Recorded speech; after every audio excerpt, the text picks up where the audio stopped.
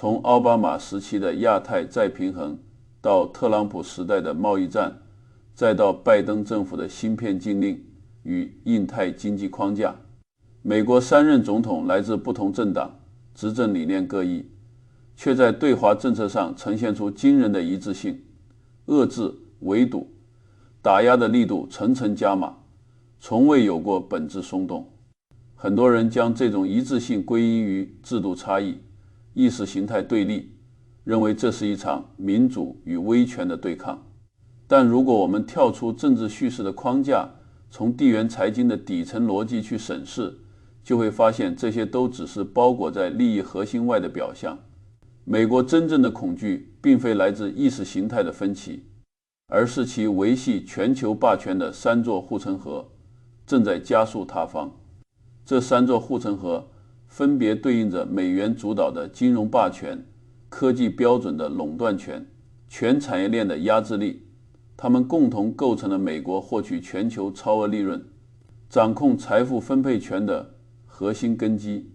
当中国的发展开始逐一触碰甚至撼动这些根基时，美国的对华政策一致性本质上是对自身霸权生存危机的本能防御。今天我们不谈政治口号，不聊意识形态，只聚焦最本质的钱、资源与规则，拆解美国的霸权逻辑与焦虑根源，以及这场博弈对每一个普通人的财富与未来意味着什么。这3座护城河的第一座便是美元主导的金融霸权，其核心是通过美元循环向全世界征收铸币税，这是美国霸权最核心、最隐蔽的盈利模式。美国可以忍受中国成为世界工厂，向全球出口衬衫、玩具、家电等低附加值商品，却绝不能忍受中国挑战美元的结算地位，因为前者只是分走一杯羹，后者则是要动其根本的提款机。要理解这种恐惧，首先要搞懂美元如何通过循环机制实现对全球财富的收割。1974年，美国财长西蒙与沙特达成历史性默契，将全球石油贸易的结算货币锁定为美元。同时，沙特将石油收入扣除开支后，以保密方式购买美国国债，由此形成了石油、美元、美债的闭环循环。这一机制让美元从单纯的货币升级为全球贸易与能源交易的核心媒介。各国为了开展国际贸易，不得不储备大量美元，而这些美元最终又通过购买美债的方式回流美国，为美国的债务与消费提供资金支撑。这种循环模式的本质是美国用印钞的方式向全球征收铸币税。作为全球唯一能以本币发行国债的霸权国家，美国无需面临汇率风险，即便债务规模持续扩大，只需通过美联储量化宽松，印钞放水就能偿还债务。本质上是用写一串数字的成本换取全球的商品、资源与服务。更致命的是，美国还能通过美元潮汐机制收割全球财富，先大规模放水，让美元流入新兴市场，抬高当地资产价格，再收紧流动性，导致美元回流，引发新兴市场资产泡沫破裂，货币贬值。随后，美国资本再以低价抄底优质资产，完成一轮又一轮的财富收割。美元霸权带来的红利有多丰厚？数据显示，美国 GDP 占全球比重不足 25%， 但美元在全球外汇储备中的占比长期维持在 55% 以上，在全球贸易结算中的占比超过 40%， 在国际金融交易中的占比更是高达 80% 以上。这种垄断地位让美国得以享受极低的融资成本，即便背负着34万亿美元的巨额国债，依然能通过美元循环维持债务平衡。全球各国的外汇储备本质上都成了支撑美国债务的接盘资金。为了维护这份特权，美国不惜动用金融制裁这把大杀器，将美元结算体系变成地缘政治武器。一旦某个国家不服从美国的战略安排，美国就会将其移出 SWIFT 系统，切断其与全球金融市场的联系，使其无法开展跨境结算，相当于被逐出全球经济体系。从伊朗到俄罗斯，无数国家都曾遭遇过这种金融绞杀，而这也让各国深刻意识到，过度依赖美元意味着被美国拿捏命脉。正是在这样的背景下，中国推动人民币国际化的动作，触动了美国最敏感的神经。这里需要纠正一个常见的表述，中国推动的跨境结算系统是 CIP 式人民币跨境支付系统，而非 CIP。作为 SWIFT 系统的替代方案， CIPS 自2015年上线以来规模持续扩张，截至2025年底已覆盖全球100多个国家和地区，接入超过3000家金融机构，在跨境人民币结算中的占比从最初的不足 1% 提升至超过 20%。 更重要的是，中国正在通过一系列合作构建去美元化的平行结算网络，与沙特达成人民币贷款换石油协议，推动石油贸易人民币结算，与巴西、俄罗斯等新兴市场国家建立本币互换协议，绕开美元开展双边贸易，在东盟、中东等地区推广人民币结算，逐步降低各国对美元的依赖。这些动作虽未动摇美元的主导地位，却为全球提供了美元之外的替代选项，相当于在美元的护城河上打开了一道裂缝。这正是美国最深的焦虑所在。如果世界不再必须储备美元，不再依赖美元结算，那么支撑美国34万亿国债的资金来源就会瞬间枯竭，债务危机将全面引爆。一旦美元失去储备货币地位，美国将无法再通过印钞转嫁债务，无法再享受低融资成本，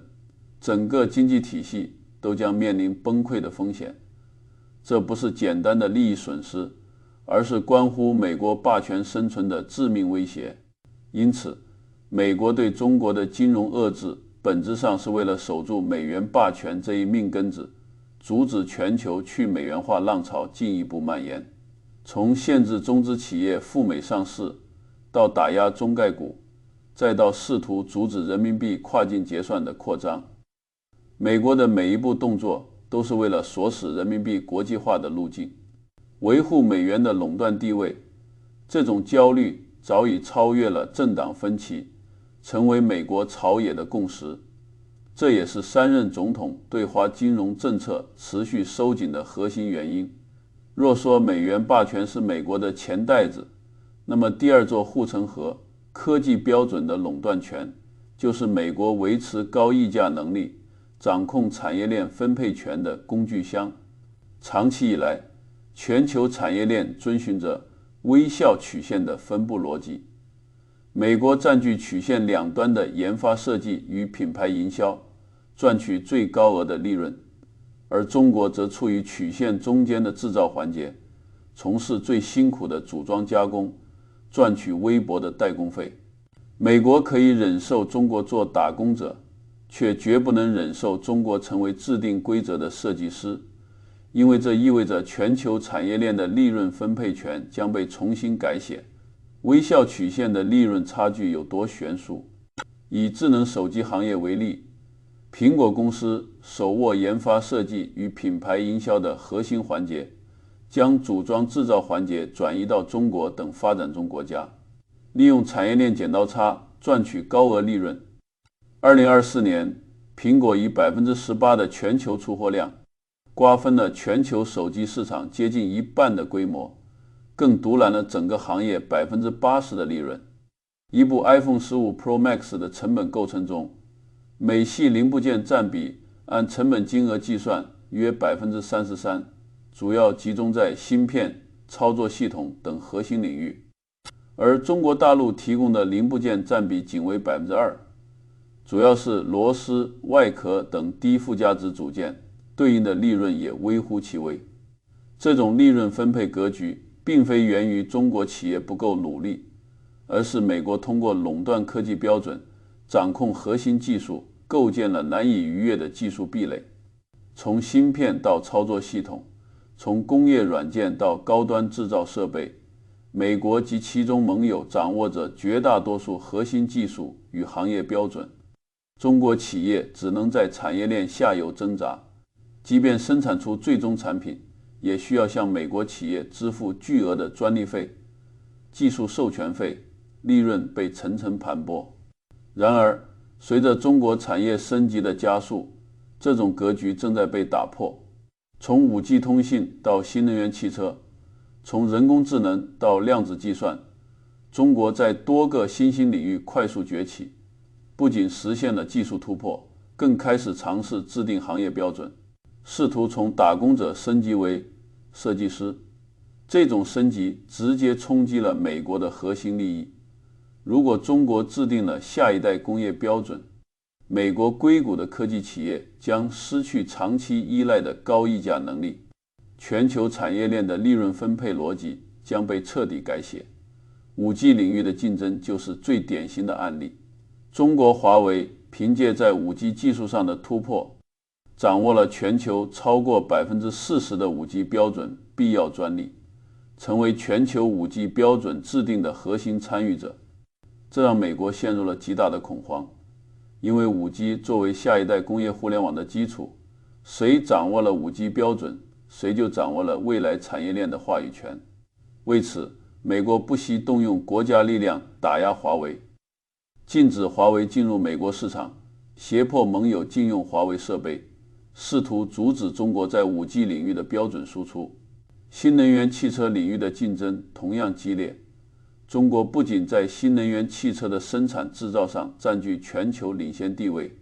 更在电池技术、充电标准等领域形成了自主优势。目前，中国新能源汽车的全球市场份额超过 60%， 动力电池的全球市场份额超过 70%， 并在快充标准、换电模式等方面形成了自己的技术体系，正在向全球输出中国标准。这种趋势直接冲击了美国在汽车产业的传统优势，也让美国意识到中国的产业升级已经从追赶转向超越，开始威胁到美国的科技标准垄断权。正是在这样的背景下，美国推出了严厉的芯片禁令，其真实目的绝非简单的阻止中国生产高端手机，而是为了锁死中国的产业天花板，让中国永远停留在产业链低端。美国通过限制先进制程芯片、芯片制造设备、芯片设计软件的出口，试图切断中国科技产业升级的路径，阻止中国在人工智能、量子计算、高端制造等前沿领域的发展，从而维持自己在科技标准上的垄断地位。美国的逻辑很简单，只要中国无法掌握核心芯片技术，就无法制造出高端科技产品，就无法制定下一代工业标准，只能继续做产业链下游的打工者，为美国企业提供廉价劳动力和市场，永远无法撼动美国在微笑曲线顶端的利润分配权。这种对科技标准垄断权的捍卫，同样超越了政党分歧，成为3任总统对华科技政策的核心目标。从奥巴马时期的出口管制，到特朗普时代的技术封锁，再到拜登政府的芯片四方联盟，都是为了构建技术壁垒，阻止中国产业升级。值得警惕的是，美国正在推动科技领域的阵营化，试图联合盟友构建技术小圈子，将中国排除在全球科技产业链之外。通过成立芯片四方联盟，美国、日本、韩国、中国、台湾地区，美国试图垄断全球先进芯片的生产制造，通过限制技术人才流动，打压中美科技合作，试图切断中国获取先进技术的渠道。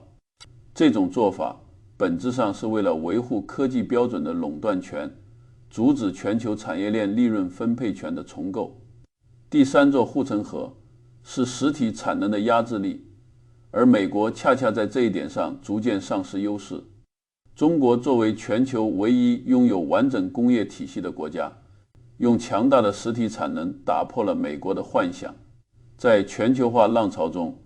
美国主动放弃了部分实体制造业，将低附加值的生产环节转移到海外，专注于高端制造与服务业，形成了去工业化的发展模式。美国原本认为凭借科技优势与金融霸权，即便没有庞大的实体产能，也能掌控全球产业链。但现实是，美国试图推动的去风险化，本质是去中国化，最终变成了自身的高通胀困境。而失去实体产能的美国，更面临着暂时动员能力不足的深层恐惧。中国的全产业链优势早已不是简单的世界工厂，而是从资源开采、零部件制造到最终产品组装的全链条掌控能力。以新能源汽车产业为例，中国不仅是全球最大的新能源汽车生产国与出口国，更掌控了从锂、钴等矿产资源加工，到动力电池、电机、电控等核心零部件生产，再到整车组装的全产业链环节。目前，中国在全球锂加工产能中的占比超过 85%， 钴加工产能占比超过 70%， 动力电池产能占比超过 70%。 这种全产业链掌控力让中国在新能源汽车领域拥有无可替代的成本优势与供给稳定性。这种优势让美国试图推动的产业链转移变得举步维艰。为了降低对中国供应链的依赖，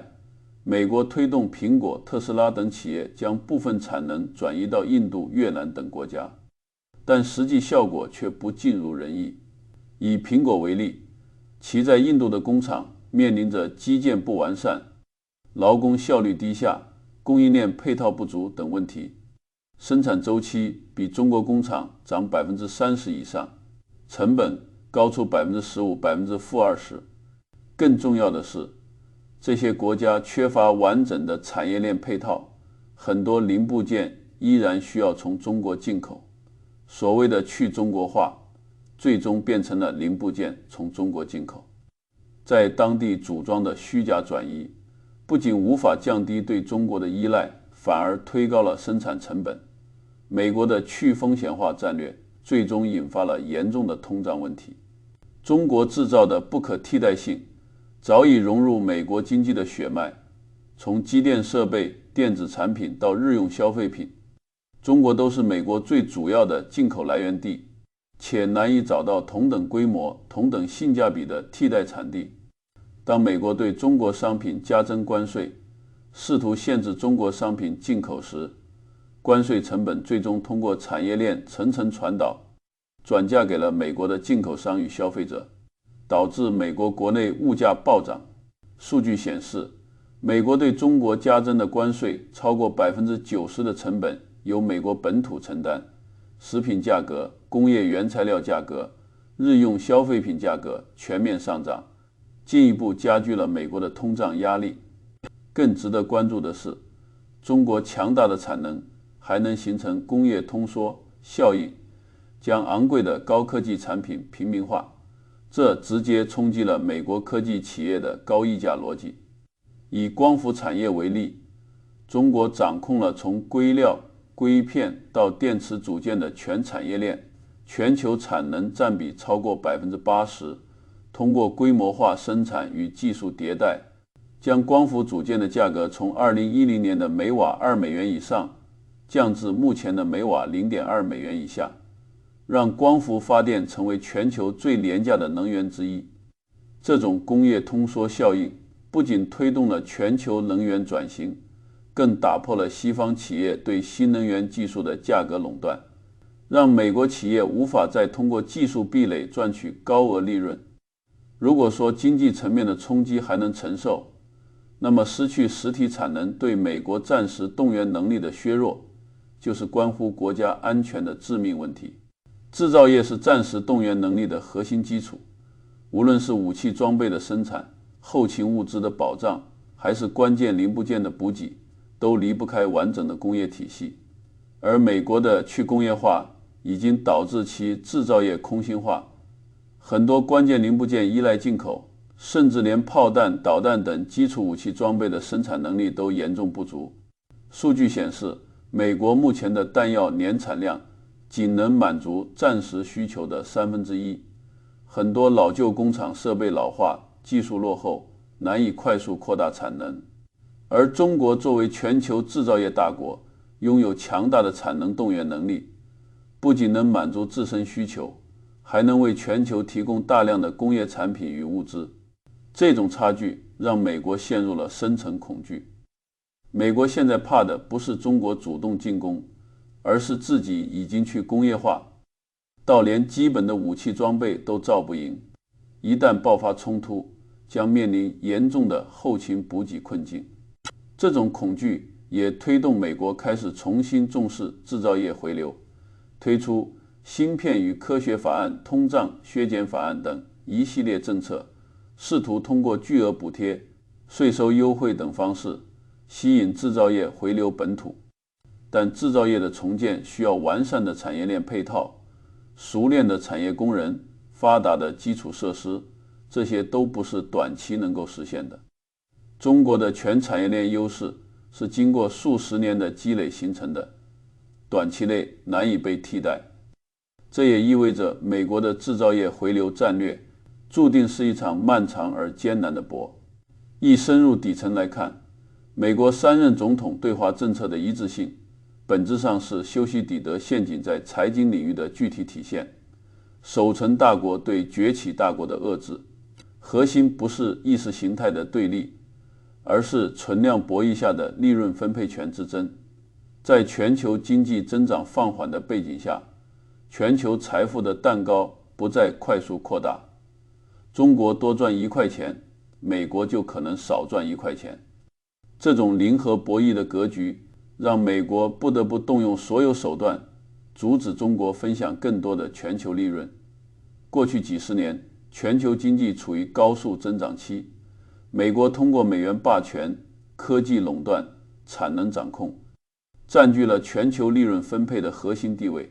中国作为世界工厂，虽然也实现了经济增长，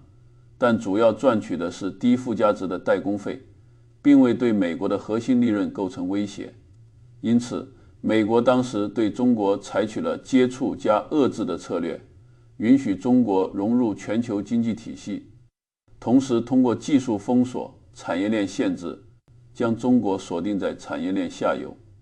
但随着中国经济的崛起与产业升级的加速，这种格局被彻底打破。中国不再满足于赚取微薄的代工费，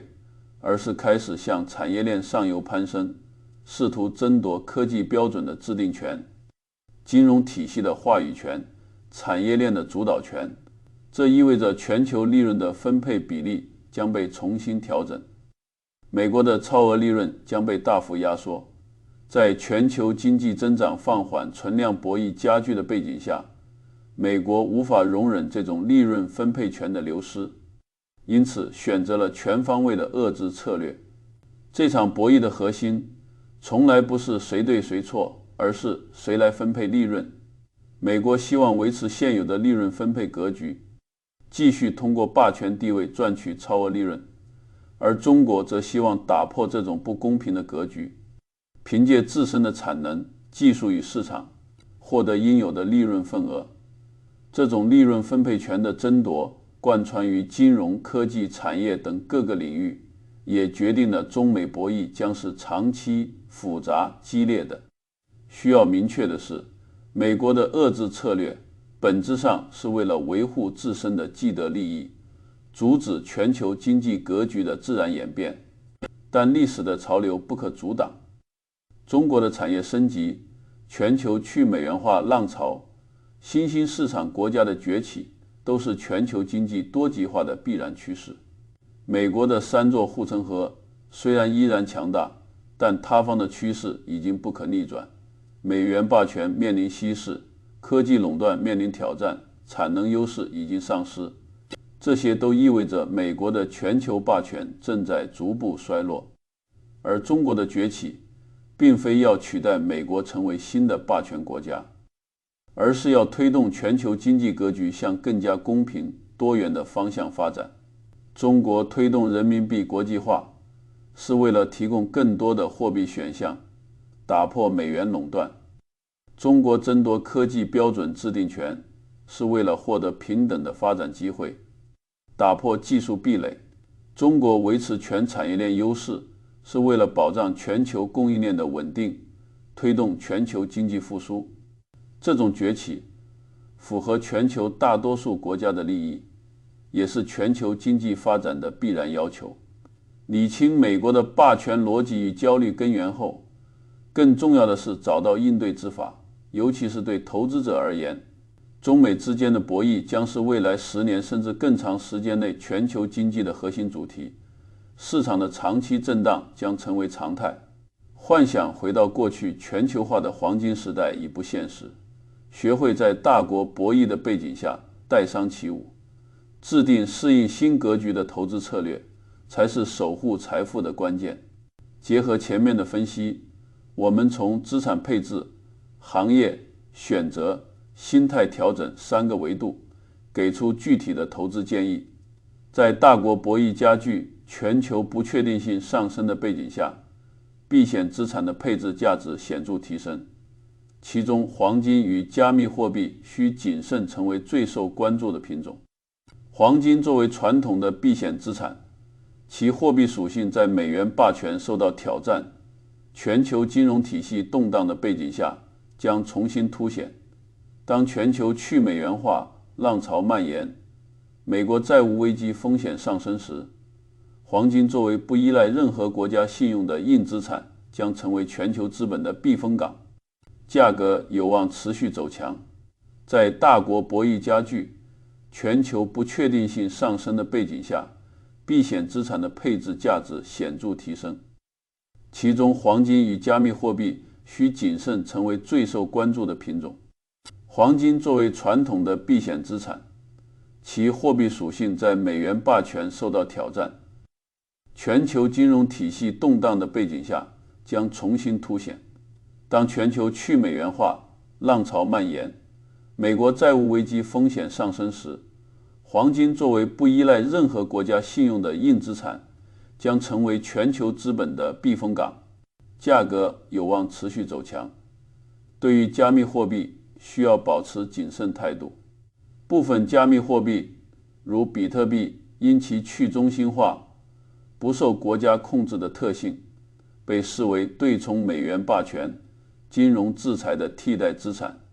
在全球地缘冲突加剧、金融体系动荡时，价格可能出现阶段性上涨。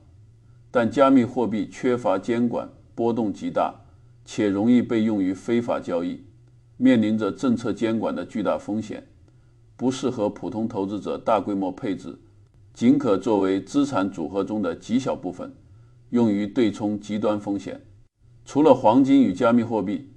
投资者还可以配置部分低风险资产，如国债、高等级信用债、货币基金等，作为资产组合的压舱石，对冲市场波动风险。同时建议适当分散国别配置，减少对单一国家资产的过度依赖，可配置部分欧洲、日本等发达市场的资产，以及新兴市场的优质资产，通过地域分散降低地缘政治风险对资产组合的冲击。行业选择上，在大国博弈的背景下，行业的分化将进一步加剧。投资者需要学会避开地缘敏感领域，聚焦具有长期逻辑的结构性机会。首先，要坚决避开容易被制裁的地缘敏感行业，主要包括高端芯片、人工智能、量子计算、5G 通信、高端制造设备等领域。这些行业是中美科技竞争的核心战场。美国的制裁政策将持续升级，相关企业面临着技术封锁、供应链中断、市场受限等多重风险，投资不确定性极高。其次，要重点关注国产替代赛道的投资机会。美国的技术封锁反而倒逼中国加快自主创新的步伐，国产替代成为确定性最强的长期趋势。在芯片制造、工业软件、高端材料、核心零部件等领域，那些能够实现技术突破、替代进口产品的企业，将获得政策支持与市场份额的快速提升，具备长期投资价值。例如，在半导体设备领域，国内企业正在逐步突破国外垄断，实现部分设备的国产替代。在工业软件领域，国内企业正在加速研发，替代国外的 CAD、CE 等高端软件。最后，要把握全球化 3.0 的投资逻辑，即企业通过在东南亚、墨西哥等地区设厂，实现产业链的区域化布局，规避地缘政治风险。随着中美博弈加剧，企业为了降低对单一市场的依赖，纷纷推动产业链多元化，